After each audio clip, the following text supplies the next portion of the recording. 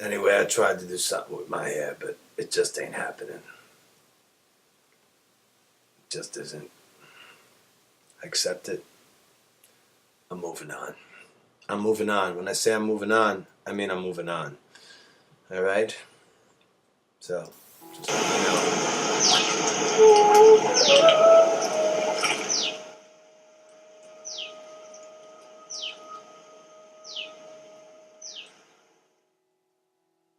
I offer my respectful obeisances unto Swami Vijnananda, who was gracious enough to translate the Srimad Devi Bhagavatam.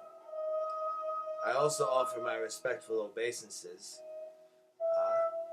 unto Srila Bhaktivedanta Swami Prabhupada, because I wouldn't have known about the Bhagavatam if it wasn't for him.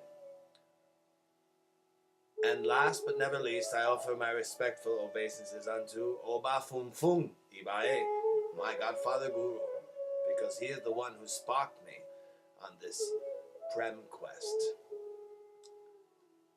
Alrighty then. And once again, I will continue on in this endless quest for the love of the cosmic couple, father, mother of us all. In the previous video, I mentioned a certain Krishna Dvaipayana Vyasadeva. Well, Vyasa simply means scribe. Dev means an illuminated one, a glorious angelic being, a demigod, if you will. Vidya, again, means knowledge, while the verb Veda means to know. However, Vedanta means to know within, anta, within. And so it was this Vyasadeva, this illuminated scribe, who compiled what was originally just the one Vidya, the knowledge of our oneness, into what is known as the Chatur Veda, the four Vedas. He had to do this because humanity had forgotten about this oneness being, Advaitatman, our non-dual being. These four Vedas cover all material and metaphysical knowledge. Nevertheless, after Vyasadeva finished compiling all of these vast sciences together, his heart grew heavy, and he was bewildered as to why. But then, a Nitya Siddha, an eternal adept known as Narada Muni, came along, playing on his veena, and explained to him the reason for this sorrow. Narada basically told him that he had failed to glorify the pastimes of Prem, love, as enacted by the infinitely expanding cosmic couple, the ecstatic personifications of Godhead. And this is how the Bhagavatam was born. Shaunaka Rishi continues addressing our celebrated speaker, the master storyteller of this Bhagavatam. His name is Ugrashrava Goswami, but henceforth we shall simply call him Sutta Goswami, yes? And children, we already know what Sutta means, right? Speaker. It means speaker. And so, Shaunaka is addressing Sutta. Shaunaka says, O sinless one, it is not that you have read all of these Puranas. You know, it is not that you have read all of these Puranas like a bloody parrot. But more than that, you have thoroughly grasped the meaning of them all. Why, O blessed Ugra? You learned all of this while sitting and listening at Vyasadeva's lotus feet. How blessed are you, my dear Sutta. It must be that Providence is smiling upon us, and that our collective sacrifice here shall not be in vain.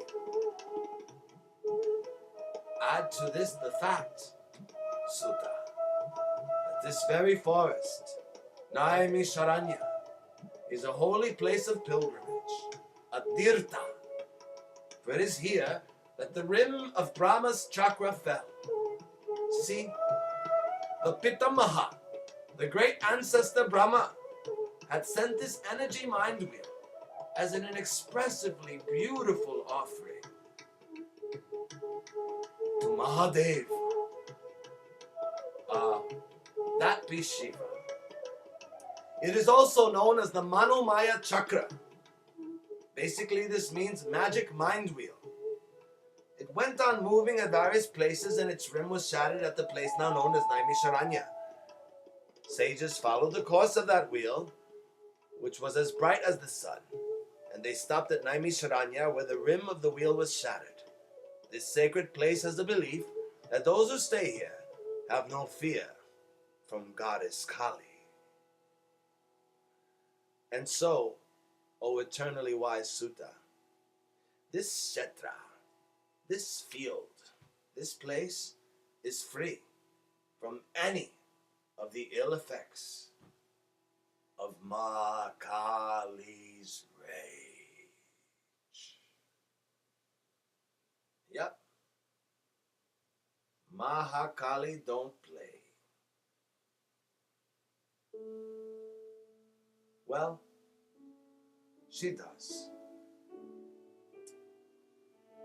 She just plays hardball all the way and clean out of the park. Anyway, Sutta, this place is free of her wrath, because it is here where Brahma's wheel, chakra, was shattered. After having blessed Shiva with a splendid display the likes of which cannot even ever be described.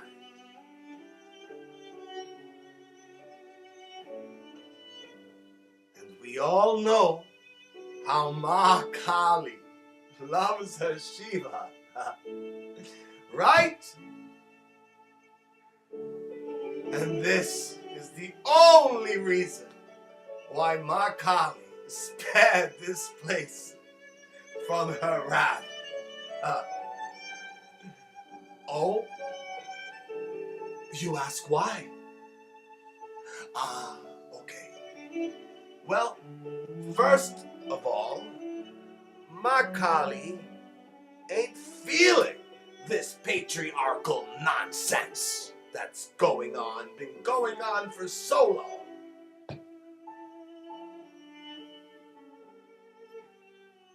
She ain't down with that. And well, neither am I.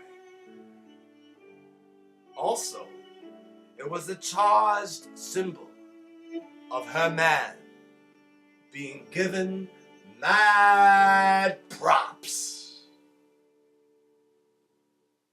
It's that simple, folks. And that's real talk. Shiva Krishna style. And this is the significance of the Devi Bhagavatam, my friends. The difference. Because then you really understand why Kali's wrath exists. Or you do not. You must understand the goddess.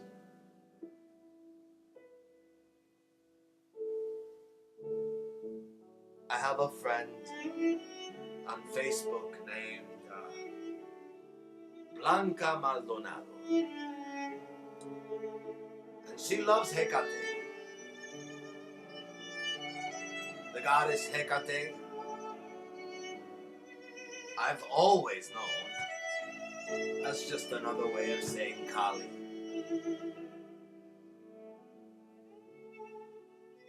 Just another way of saying, oh yeah,